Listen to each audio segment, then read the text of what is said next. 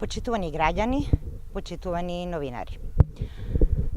Јавноста веќе знае дека до господинот Ѓорѓе Иванов, председателот на државата во заминување, се поднесени 27 барања за амнестија, поврзани со настаните од 27 април.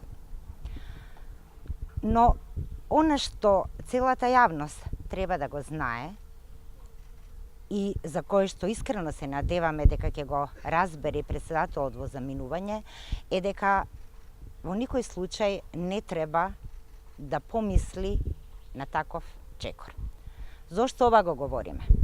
Ова го говориме бидејќи независно од неговата уставна можност, она што членот 84 од уставот му го дава, а тоа е да одлучува и за барања за помилувања, во конкретниот случај зборуваме за барања за амнестија, поднесени од осудени лица, за настани кои што државата ја доведоа и можеа да ја доведат до работна граѓанска војна. Се прашуваме дали во овие последни мигови на неговата функција како председател на државата треба повторно да се втурне во една таква авантура.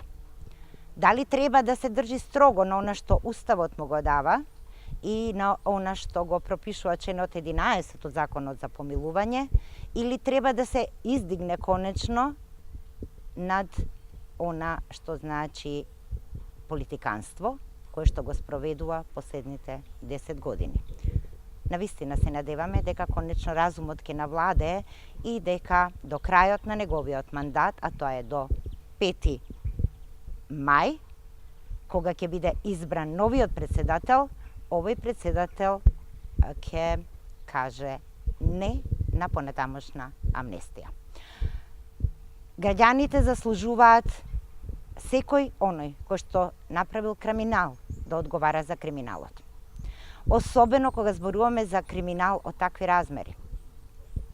На 5 мај граѓаните ќе го добијат новиот председател, господинот Стево Пендаровски, кој што знаеме дека цврсто ќе застане на браникот на одбраната на владењето на правото и ќе ја поведе оваа држава напред кон евроатлантските интеграции, кон Европската унија и што е уште поважно, конечно во оваа држава граѓаните ќе имаат надеж дека владее правото. Благодарам.